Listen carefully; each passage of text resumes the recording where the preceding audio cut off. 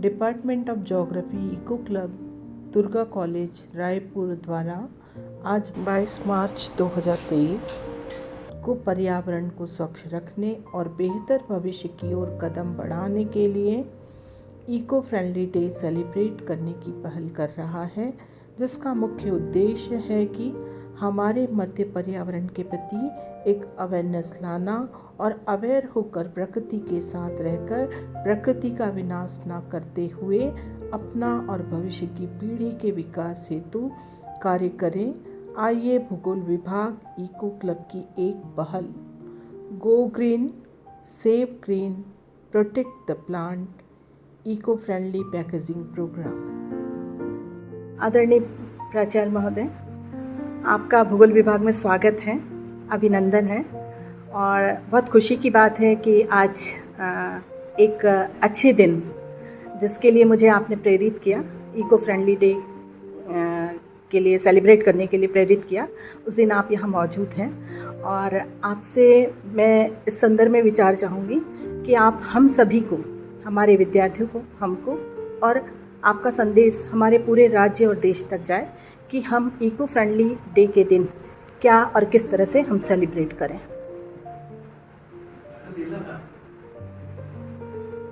Thank you, Dr. Purnima Shukla, for giving me time to speak on such an important topic. We were to celebrate Go Green on 18th March. Because of the holiday, we could not do it. So obviously, your department and Eco Club, this is going to celebrate, as I can see here, on 22nd of March in the whole of college.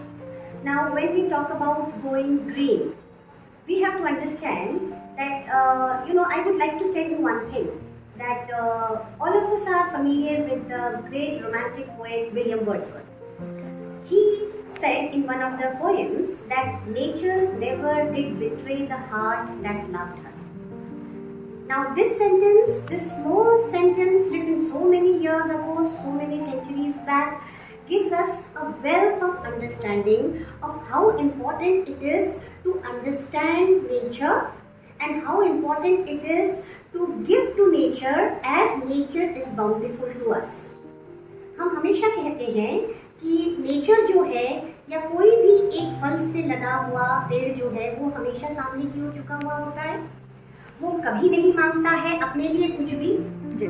ये हमारे ऊपर होता है कि हम केवल इसमें से फल को ना लें, उस फल को लेने के बाद हमारा जो उस पेड़ के प्रति जो एहसान है वो भी चुकाना जरूरी होता है। और चाहे वो पेड़ हो चाहे पूरी प्रकृति हो, वो हमसे कुछ नहीं मांगती, केवल थोड़ा सा पानी और थोड़ा सा अच्छे से उसको प्यार से सहेज के, क्योंकि पेड़ों को भी समझता है कि प्यार से पेड़ को बड़ा किया जा रहा है। ये मेरी अपनी अनुभूति है, इसलिए बता रही हूँ कि जब हम पेड़ों को प्यार से, वृक्षों को प्यार से बड़ा करते हैं, वो ज़रूर बढ़ते हैं, फलते फूलते हैं। आज हमारे अंदर जो एक व्यावसायिक जो एक नेचर आ गया है, जिसमें कि हम अगर एक कंस्ट्रक्शन कर रहे हैं, वहाँ पे एक बड़ा पेड़ है, उसे बड़े ही निर्ममता से उसे हम काट देते हैं, क्योंकि उस समय हमें उस कंस्ट्रक्शन में करना ज़्यादा महत्वपूर्ण लगता है। हम ये नहीं सोचते हैं कि उसके लिए भी कोई जरिया बना सकते हैं।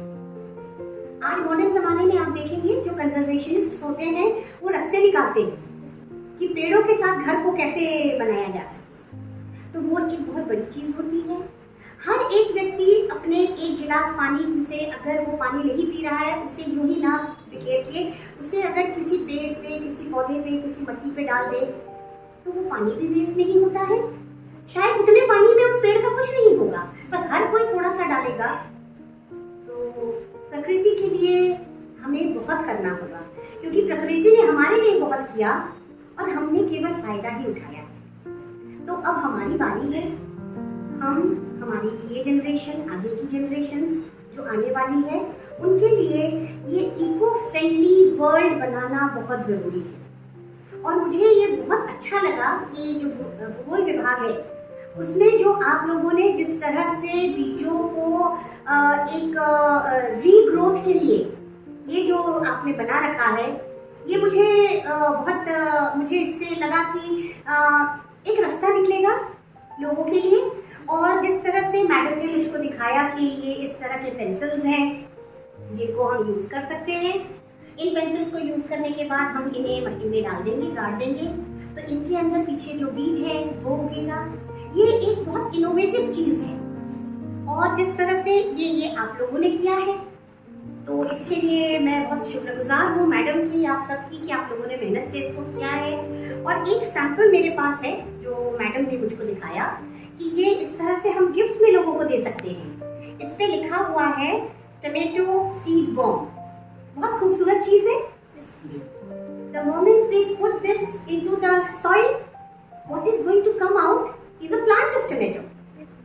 तो इस तरह से मैं सोचती हूँ कि, और ये केवल 18 मार्च को, जिसको कि हम 22 मार्च को सेलिब्रेट करने वाले हैं, केवल वही नहीं, इसको हमेशा याद रखना होगा कि nature never does betray the heart that loves you. एक बार फिर से thank you ma'am. Thank you ma'am, आपने बहुत ही अच्छे से इको फ्रेंडली डे के संदर्भ में लोगों को संदेश दिया। सबसे बड़ी बात यह है कि आपने कहा कि आज भागदौड़ की ज़िंदगी में लोग प्रोफेशनल हो गए हैं और प्रोफेशनल ज़िंदगी में लोग के केवल अवसरवादी अपनी ही आवश्यकता पर केंद्रित होते हैं। तो ऐसी स्थिति में हमें अपने ऊपर ही केंद्रित नहीं होना है, बल्कि पूरे देश, पूरे विश्व के संदर्भ में और प्रकृति के साथ हम प्रकृति की बात ही करें। यही हमारे जीवन के लिए अच्छा है। और आपने एक चीज़ कहा कि बूंद बूंद से घड़ा भरता है। आप पानी को वेस्ट ना करें। आप थोड़ा सा पानी अगर बचाएं, अगर आप किसी पौधे पे डाल दें, किसी पात्र पे डाल दें, तो वो किसी जीव जंतु और पौधों के लिए उपयोगी होगा। और यह मैं आशा दिलाती हूँ कि हमारे यहाँ भूगोल विभाग के विद्यार्थी और हम और हमारे पूरे विभाग आपके इस संदेश को आजीवन पालन करेंगे।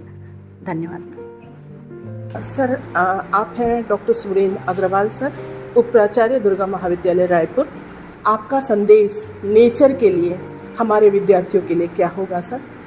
सर नमस्कार मैडम, मैं इको फ्रेंडली डे के ये आपके आयोजन के लिए सबसे पहले तो मैं आपको बधाई देना चाहूँगा। और दुर्गा महाविद्यालय में ज्योग्राफी डिपार्टमेंट की एक ऐसा डिपार्टमेंट है जो इस तरह से कार्यक्रम को अनवरत रूप से जारी रखता है। सबसे पहले ये कि जैसे पर्यावरण के हिसाब से, जैसे हम कहते हैं जल ही जीवन है, वृक्ष हमारी संपदा है। जीवन के लिए संपदा का होना भी आवश्यक होता है, इसलिए जल का भी होना आवश्यक है, वृक्ष का भी होना आवश्यक है, ताकि हम वृक्ष के माध्यम से हम प्राणवायु ले सकें और हमारे जो जीवन को हम जो है स्वस्थ बना सकें। क्योंकि जीवन का स्वस्थ होना संपदा होने से कहीं अधिक जरूरी है। इसलिए इको फ्रेंडली डे के आयोजन के लिए आपको मैं पुनः बधाई देता हूँ, कांग्रेचुलेट करता हूँ आपको, आपके डिपार्टमेंट के सभी प्राध्यापकों को। नमस्कार। Thank you sir. आप हैं doctor Subhash Chandrakar sir, department of political science. आप क्या संदेश देना चाहेंगे नेचर के संदर्भ में?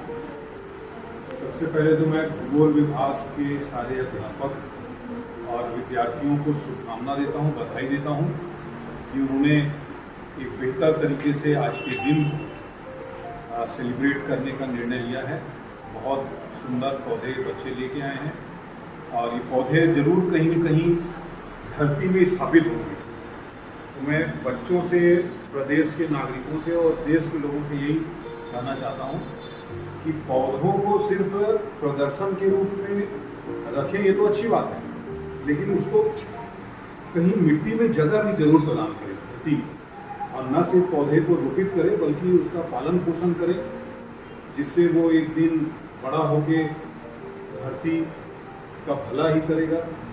तो पौधा लगाना एक बात है, लेकिन पौधों की देख रेख करना ज़्यादा महत्वपूर्ण है। Thank you sir. अंकित, कुछ कहना चाहोगे एनवायरनमेंट के लिए? कुछ संदेश देना चाहोगे?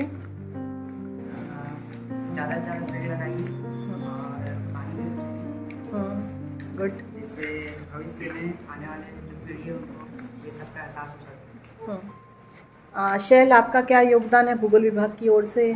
लोगों को क्या मैसेज देना चाहेंगे?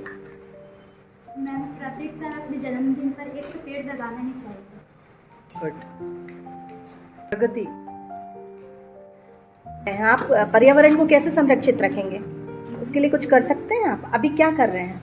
आपको ये जो कर रहे हैं वो किस लिए कर रहे हैं, है ना?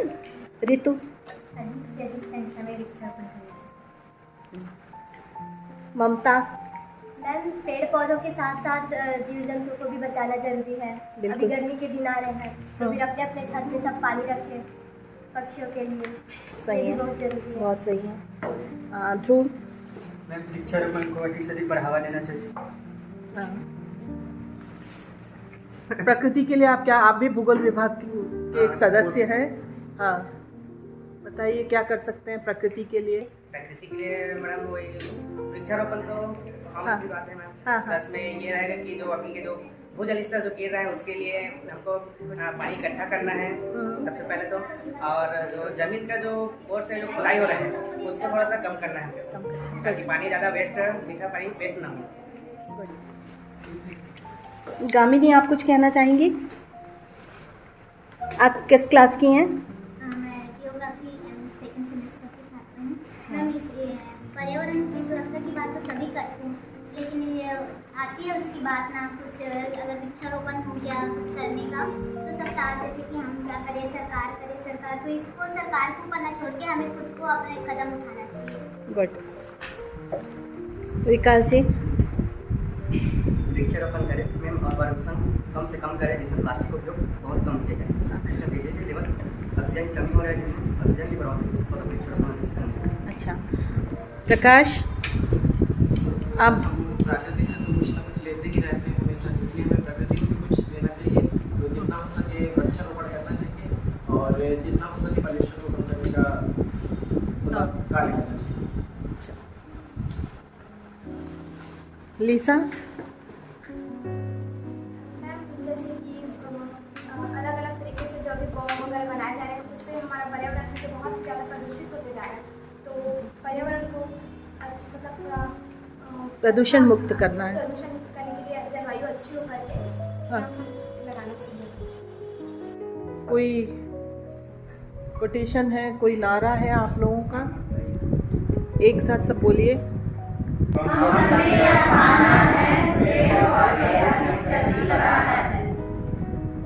नितेश जी, आप कुछ कहना चाहेंगे? अभी के टाइम में पर्यावरण की बहुत ज़्यादा ज़रूरत है, हाँ। क्योंकि दिन ब दिन फैक्ट्रीज बढ़ते जा रहे हैं। इसके कारण हमारा जो पर्यावरण है बहुत ज़्यादा प्रदूषित हो रहा है, चाहे वो जल प्रदूषण हो या वायु प्रदूषण हो।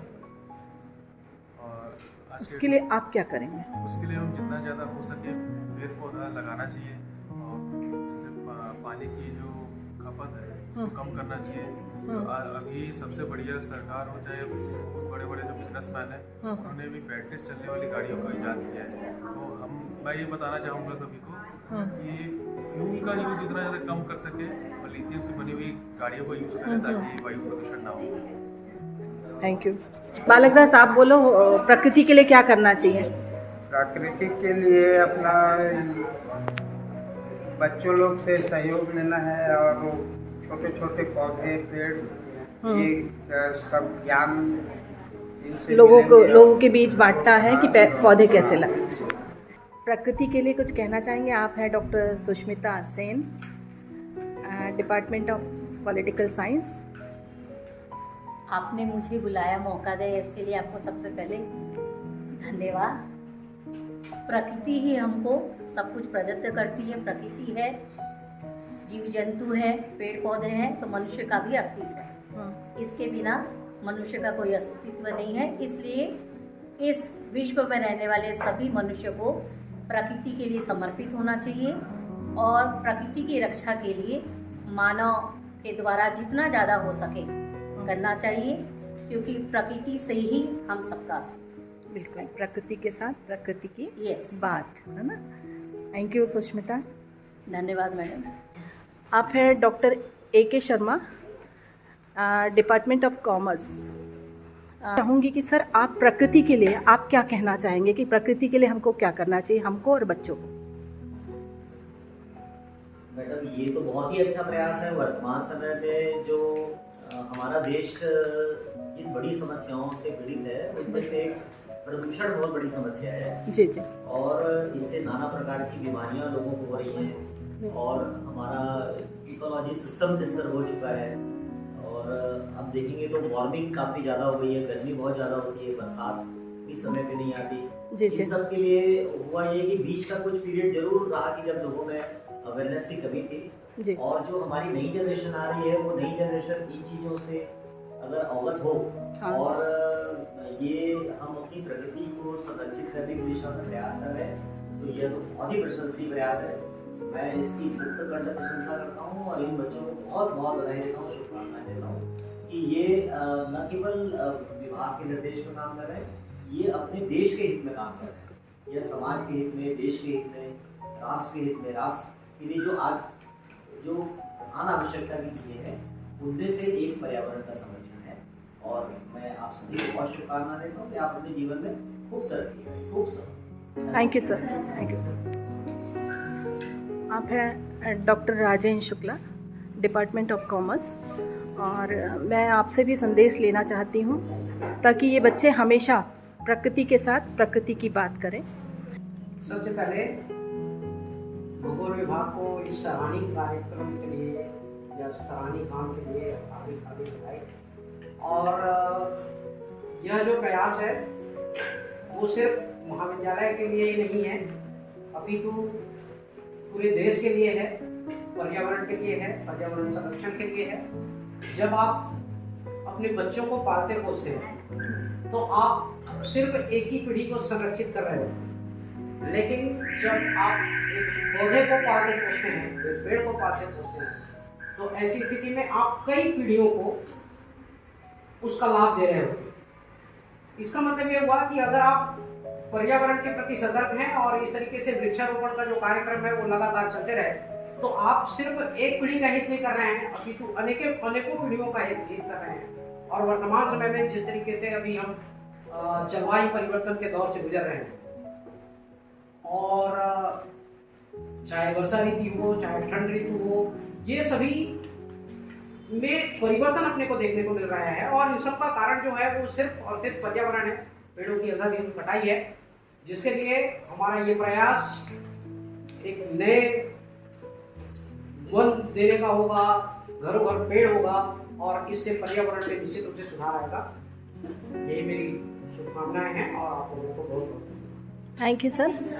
और इसी के साथ मैं कहना चाहूँगी कि एक नेहरू जी और गांधी जी के विचार थे कि वृक्ष ही रोटी है, तो इनका जो ये सिंबॉलिक संकेत है ये पर्यावरण संरक्षण के लिए था, क्योंकि प्रकृति के बिना हम जीवित नहीं रह सकते। हम प्रकृति के अंग हैं, प्रकृति के दास नहीं हैं, इसलिए प्रकृति का विदोहन बहुत अधिक ना करें।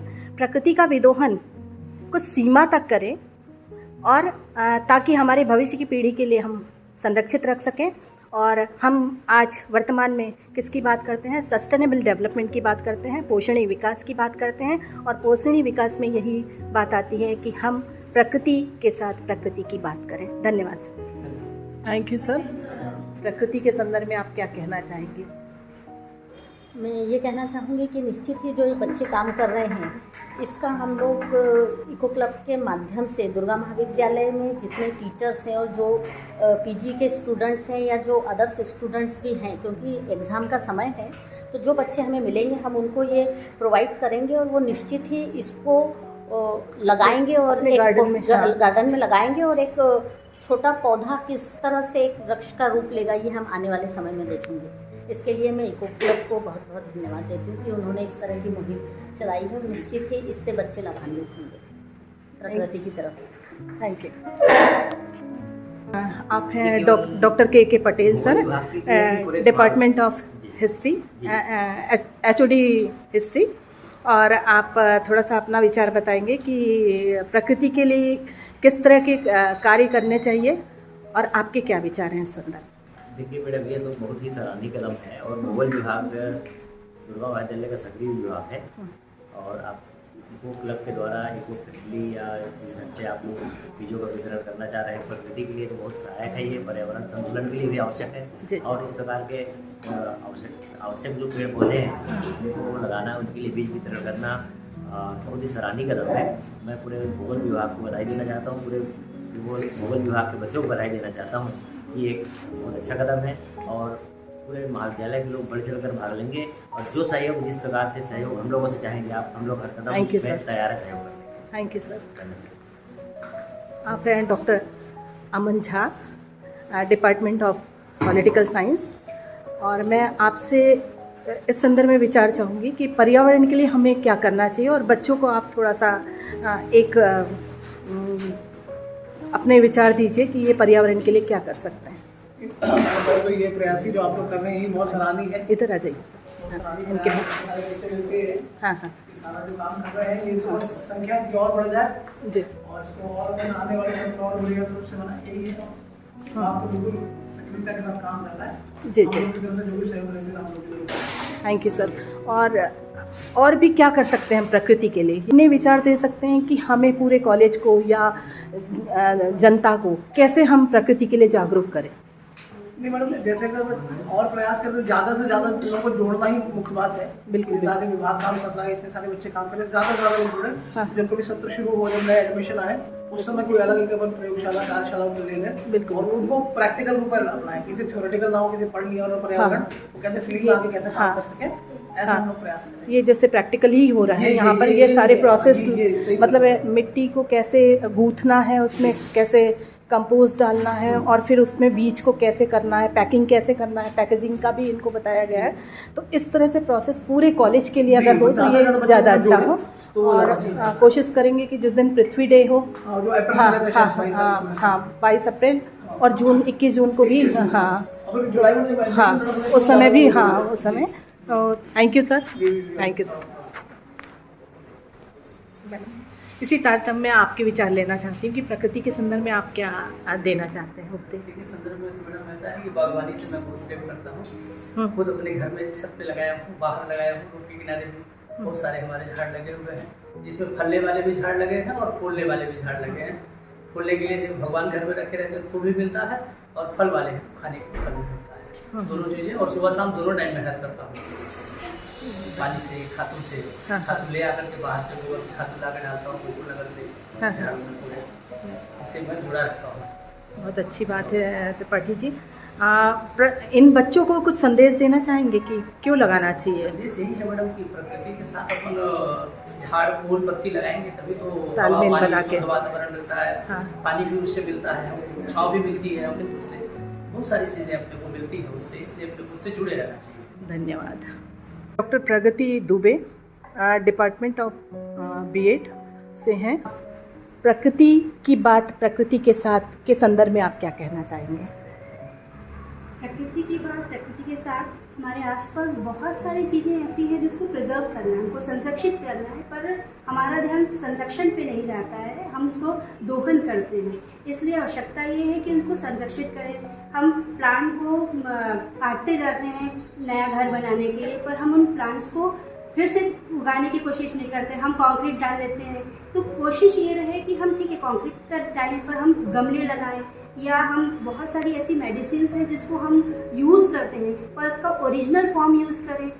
जैसे मान लीजिए हमको काढ़ा बनाना है तो हम काढ़ा बनाने के लिए सूखी चीज़ों का यूज़ करते हैं, तो यदि वही चीज़ें हमारे आसपास अवेलेबल रहे, हम गमले में लगा कर रखें, तो वो इस तरीके के यदि छोटे छोटे काम करते हैं तो उससे हमारी प्रकृति भी संरक्षित रहती है और हम भी स्वस्थ रहते हैं। इसलिए हमारी ये कोशिश होना चाहिए कि हम यदि पेड़ काटते हैं किसी भी रीज़न से तो कोशिश ये करें कि हम एक काट रहे हैं तो 5 लगाएं, क्योंकि वो संरक्षित होने में बहुत समय लगता है और सूख जाते हैं। इसलिए हम कोशिश ये करें ज़्यादा लगाएं ताकि वो कम से कम एक सुरक्षित हो। थैंक यू प्रगति। पर्यावरण का संरक्षण करना हम सभी का नैतिक दायित्व बनता है, अतः हमें ज़्यादा से ज़्यादा मात्रा में वृक्षारोपण करना चाहिए। वृक्षारोपण करने के साथ साथ हमें अपने पर्यावरण की सुरक्षा तथा देखभाल करने की ज़्यादा आवश्यकता है। साथ ही साथ मैं इको क्लब के विद्यार्थियों को यह भी संदेश देना चाहता हूँ कि हम अपने प्राकृतिक संसाधनों का समुचित रूप से तथा विवेकपूर्ण तरीके से उसका उपयोग करें, जिससे हम आज वर्तमान में तो उनका उपयोग करें ही करें, साथ ही साथ उन संसाधनों का आने वाले भविष्य में भी हम क्या कर सकें, उपयोग कर सकें। तो इसके लिए हमें अपने प्राकृतिक संसाधनों का समुचित रूप से तथा विवेकशील तरीके से उसका उपयोग करने की आवश्यकता है। धन्यवाद।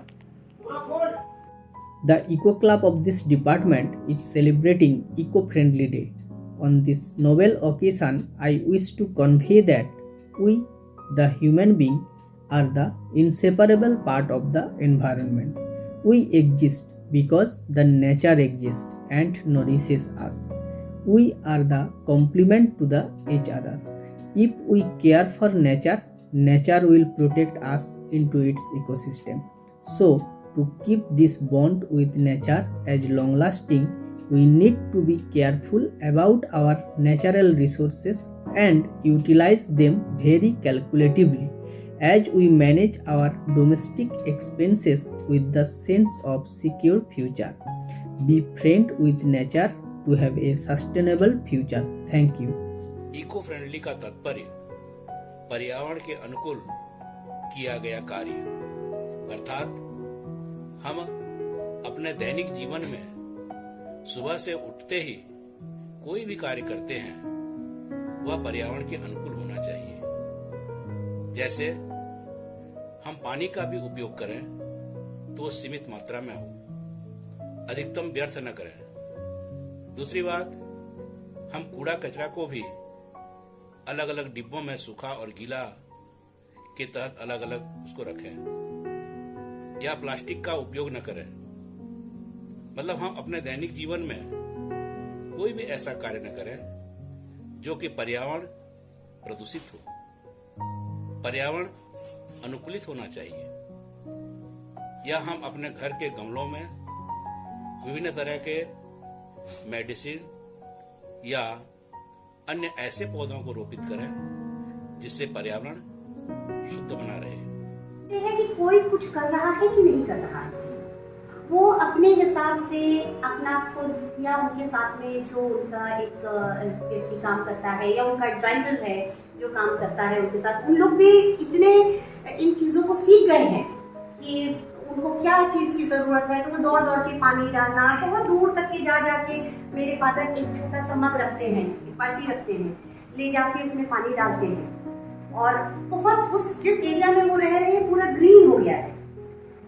तो इस तरह से हम भी कर सकते हैं। थोड़े छोटे छोटे चीज़ों को, अगर हमारे घर में पानी की कमी है तो स्टडी प्लांट्स लगा सकते हैं जिनको पानी की थोड़ी कम आवश्यकता होती है।